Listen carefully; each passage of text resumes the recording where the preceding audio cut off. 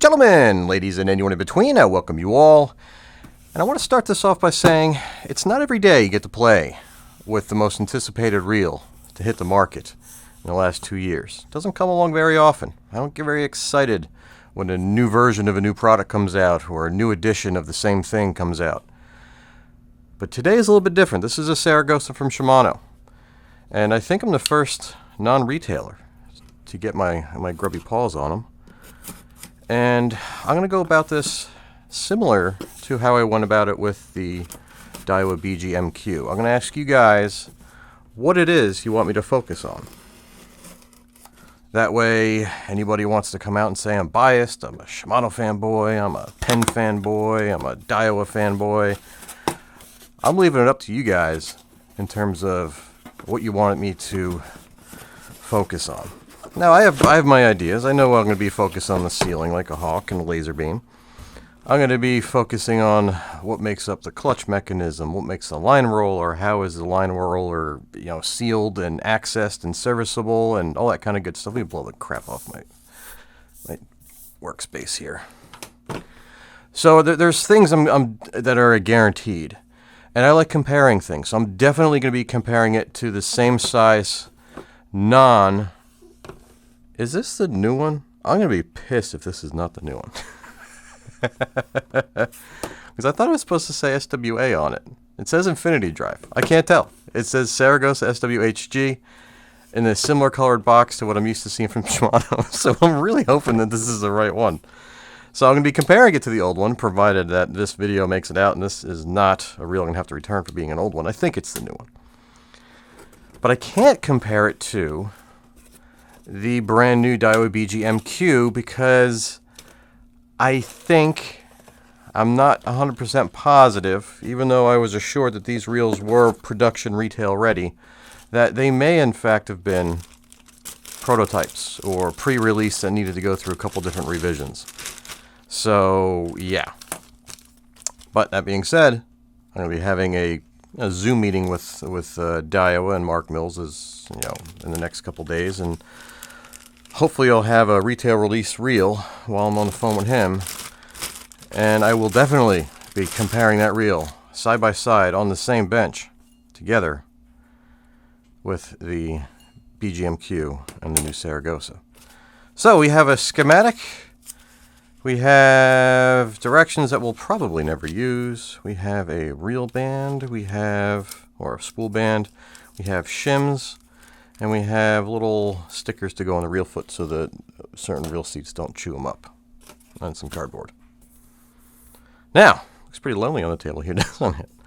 So what do you guys want me to focus on? I'm just going to do a quick once-over, just to give you an idea of my initial thoughts of it out of the box. We're not going to be taking screwdrivers and wrenches out. I can definitely tell you, right out of the gate, I'm not the biggest fan of ball bearing handle knobs in saltwater reels, and a lot of ball bearing handle knobs are super raspy and loud. I don't think there's any bearings in here. I could be wrong. It doesn't have that 30 seconds of free spool. It kind of stops dead. But look at that. There's virtually no play. That's shimmed like $1,000 spinning reel. Okay. I did not expect that. When one of my friends who does some work with Shimano said to me that from what he hears, when you turn the handle, you don't feel anything. I even goofed on and said, is it the Infinity Drive? It looked like snake eyes, so is it snake oil or is it the real thing? This is different. It feels almost with how weightless the handle is that, again, no load, there's no fish on here, there's no lure on here, there's no line on here. It feels like I'm getting ahead of the crank. It feels like I'm turning the handle on a Daiwa Exist or a Stratix CI4 that has that MGL Zion carbon fiber long strand carbon CI4 plus rotor. But it doesn't have that, and it's a saltwater reel. It's very light. It's very, very light. It's much lighter than my previous generation Saragosa. It's lighter than my previous, generation Stellas. That's pretty cool. That's not something I often see, and it says it's the HG. I'll check the ratio on it, but it feels like it's a super low gear ratio, but it's not. That's strange. I wonder how they're doing that. It's not very often I get confused when I come across certain things like this, because yeah, it feels like the rotor is super lightweight, but it's a big chunky graphite rotor. So that's pretty cool. That's something I wasn't expecting to feel out of the box. I don't know what the cause of it is. I mean, let's face it, it's just a drive gear, pinion gear, and the oscillation system is it the same as it was on the old Saragosa, or did they put a worm gear in it? I'm assuming it's the locomotion oscillation system that basically just has a reduction gear with a post on it that pushes the shaft up and down, but we don't know this. We don't know this for sure. Now we have the line roller bearing here. It feels kind of tight. I'm very curious to see what they did in here. So the resistance that I'm getting when I'm running my hands through, or my finger through here to turn it, there is some significant resistance, and it doesn't feel like it's just a lubricant like a heavy grease, which I do on my line rollers. So I'm used to that kind of sensation. It almost feels like it has a little bit of a stick to it. So maybe there's a contact rubber seal there. I don't know. Pretty good rotor brake. The rotor brake on the Daiwa BGMQ is better. I don't know. I'm just pointing it out there. It's a more consistent lock. Shimano has an excellent rotor brake on the manual build reels. I don't even know why I made that comparison, but it gets like loose and then tight and loose and tight. But it's only there to keep the handle from free spinning when you make a cast with the bail open. There's no other reason why it's there. And it's not going to do that, so it's going to serve its purpose fine. Oof. Very. This is the stiffest turning drag knob I have ever felt on any reel ever. It almost feels like a piece of shit, if I'm being honest. I didn't like that, but maybe there's a reason. Whoa. Okay. No, that's why. I like surprises. So we have what appears to be a super stiff, I don't want to say rubber, it's almost like it's a soft urethane. And then it looks to be that there's another potential seal inside. How does that work? So, oof. Wow, yeah, it's sticky. That's what it is. That's what it is. Wow. Okay. So Shimano is looking at this like, we don't want anything to get below this drag knob. Whereas other guys just have the seal down in here, so you're going to get an accumulation of salt deposits and sand deposits, mineral deposits. If you take a foamy wave that's blowing down the beach 20 miles an hour and it hits your reel, you're going to have whatever that's, carrying along with it jammed down into there. With this, boom, it's getting right up in there. So the only thing that can bind is the edge. Now, the proof is in the pudding when these things hit the wild, but it looks to me like this is a seriously sealed, elemental resistant spinning reel. Now, the minimum drag pressure, so it's not making contact with the seal, so I'm only having it inserted up until the post comes through this top drag washer, drag plate. It's got a little resistance, a little stiff. And adding it all the way down, let's see when we get this drag knob. And again, metal plunger to compress the drag stack, because all the heat radiates through the aluminum spool and out the top.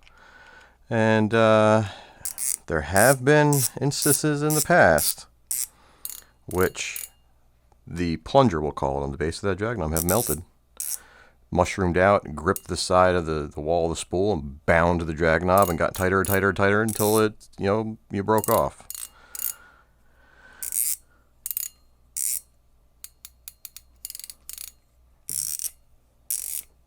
It's such a tight turn. Like, I don't want to say it's tight is the wrong way. It feels like the detent is really stiff. But it's not like a painful stiff. If you have gloves on, you're not having trouble turning it. I just want to make that abundantly clear. Now that I know it's a seal and it's not like cross-threaded, I'll take back the "it feels like shit" comment. But listen to that drag.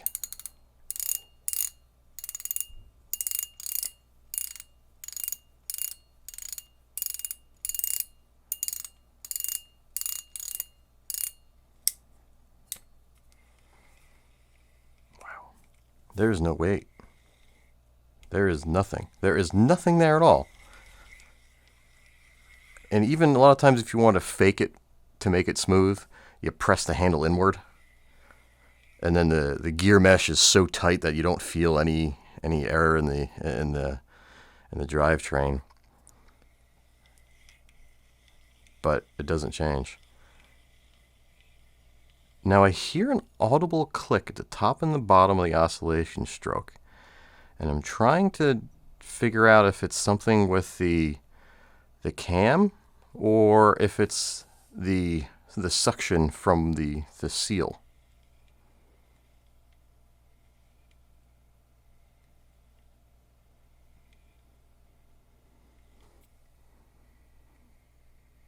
Okay. Has to do with the post running through the traverse cam on the oscillation. It's not like what I've seen on Penn Slammers. Some of the Penn Slammers that I've come across, it's like you want to kick yourself in the head because the knock is like dink, dink, dink, dink, and you can almost feel it in the rod tip. It's not even perceivable. It's just audible. And I'm in an enclosed room, so every sound I'll hear much clearer than if I'm outside in the wild. So I'm willing to bet when you're out on the water, you won't even hear it. That's just how faint it is. But again, I'm trying to give you guys an accurate description. So, yeah, this is a game changer, guys. This feels very different. And no more parallel reel foot.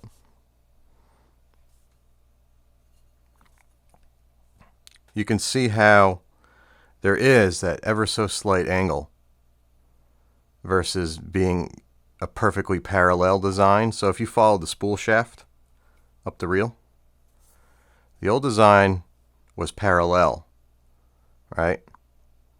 This one has that canted inward, which it didn't affect everybody. It definitely didn't. But the issue with the parallel reel foot wasn't even really line slap on surf rods because of the high line speed and the angle of it. It was what I had experienced when you're retrieving, when the line is going through the stripper guide, right? So when it's going through the stripper, right? When you turn the handle of the reel, it's rotating like this, so the line's switching sides of that ring on that stripper guide. As a result, you would almost feel like a twang as it switched sides abruptly. That's what I experienced with it. I didn't really have too much in terms of line slap with the Stella, the Twin Power, and the Saragosa that it would cause me to be upset and not want the reel. But I do get that twang. That twang was not fun because I experienced that what I thought was the same thing on a ballistic, on a 2500, but it was something wrong with the oscillation system. But it had that same, you turn the handle and you feel like a doot, doot, doot, doot, doot, because this is turning 5 or 6 times per handle crank. And you get that doot, doot, doot, doot, doot, like as it switches sides on that stripper guide. And it was only on certain layouts. Not everybody experienced that problem. And for the offshore guys, I didn't give a shit about that. These things are just tools to winch and, take a pounding where you're not casting. Well, some guys are throwing poppers. They're only throwing them 100 yards tops, 75 most likely, 50 to 75, popping tuna. But they're dealing with constrictions of a rod that's only 8 foot long anyway, designed to put a ton of pressure on fish. So they're not worried about that, although they like the fancy toys with the Stellas and such. But you didn't hear too many complaints from the offshore guys. So, where do we stand?